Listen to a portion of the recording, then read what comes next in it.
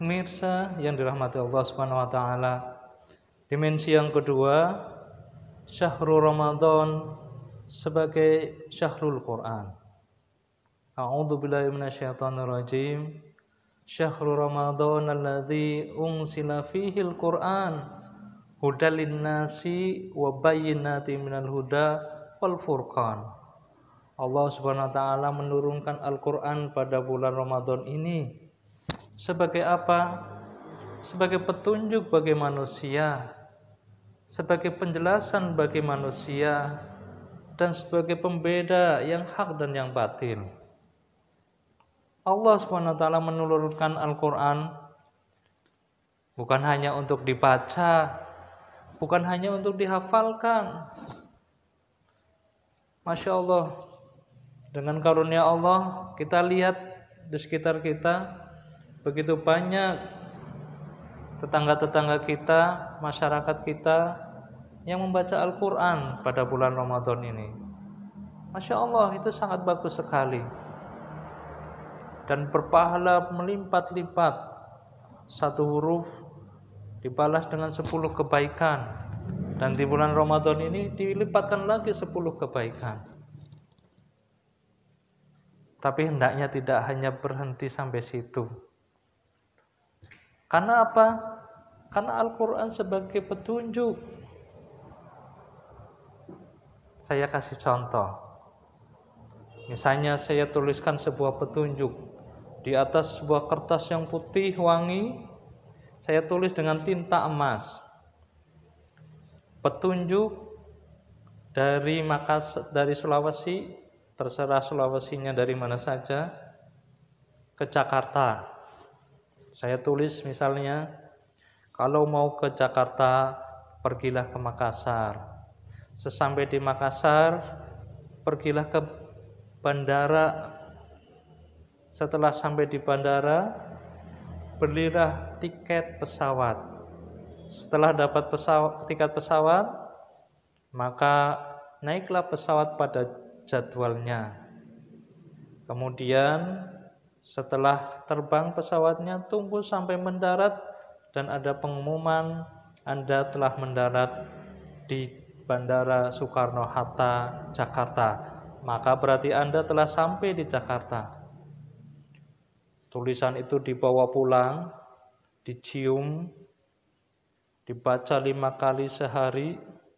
Kalau mau ke Jakarta, pergilah ke Makassar. Setelah sampai di Makassar, pergi ke bandara, dan seterusnya. Dibaca 5 kali dalam sehari. Pertanyaannya, sampaikah kita ke Jakarta? Tentu tidak. Kenapa tidak sampai? Karena hanya dibaca. Atau bahkan dihafalkan. Sudah tidak perlu membaca petunjuk tadi, dihafalkan. Kalau mau ke Jakarta, pergilah ke Makassar. Setelah sampai di Makassar, pergilah ke bandara. Setelah sampai bandara, belilah tiket pesawat. Kira-kira sampai ke Jakarta kah? Tentu tidak. Kenapa? Karena tidak kita laksanakan petunjuk tersebut. Ya, Al-Quran adalah petunjuk. Maka harus kita pahami isinya, sehingga kita mengerti apa larangan-larangannya, kita mengerti apa perintah-perintahnya, kita bisa mengambil ibrah apa saja kisah-kisah yang ada di dalamnya, dan kita mulai aplikasikan, implementasikan, mulai kita jalankan petunjuk-petunjuk itu dalam kehidupan kita sehari-hari. Barulah akan mengantarkan kita kepada tujuan dari diturunkannya Al-Quran itu sebagai petunjuk dari Allah Subhanahu wa taala. Dalikal kitabul la raiba fi hudal lil muttaqin.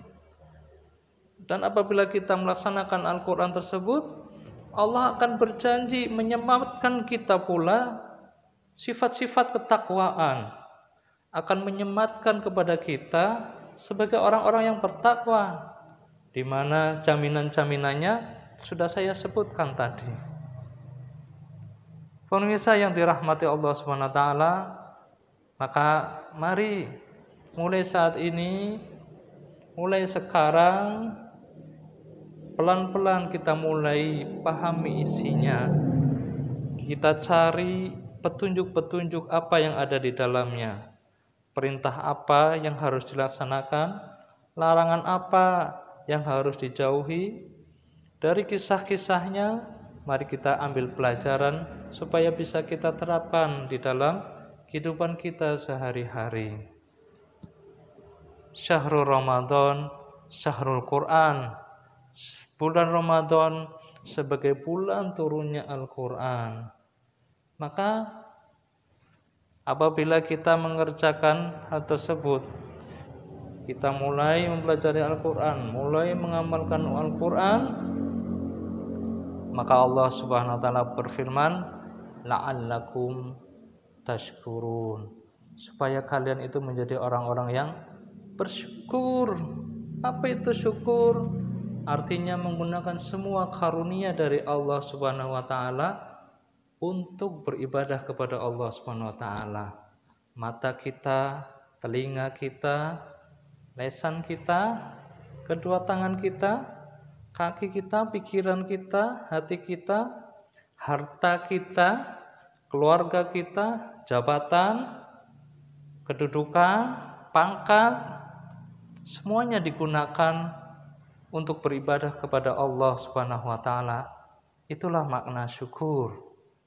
Dan Allah Subhanahu wa taala berjanji, la in syakartum la azidannakum wa la in kafartum inna adzabi lasyadid.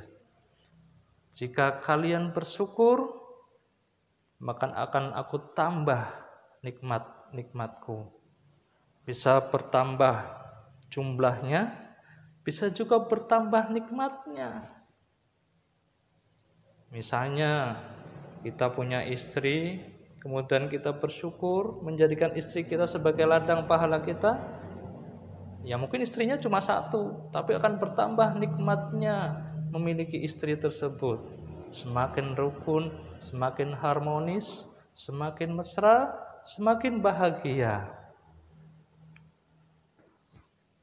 Kita sedekahkan harta kita, Allah akan tambah nikmatnya. Allah akan berkahi hartanya, bisa juga Allah akan tambah harta tersebut dengan tambahan yang tidak bisa kita sangka-sangka, minimal 700 kali lipat. Allah Subhanahu wa taala berfirman, masalul ladzina yunfikuna amwalahum fisabilillah kamasali habbatin ambatat sab'a sanabila fi kulli sumbulatin mi'atu habbah.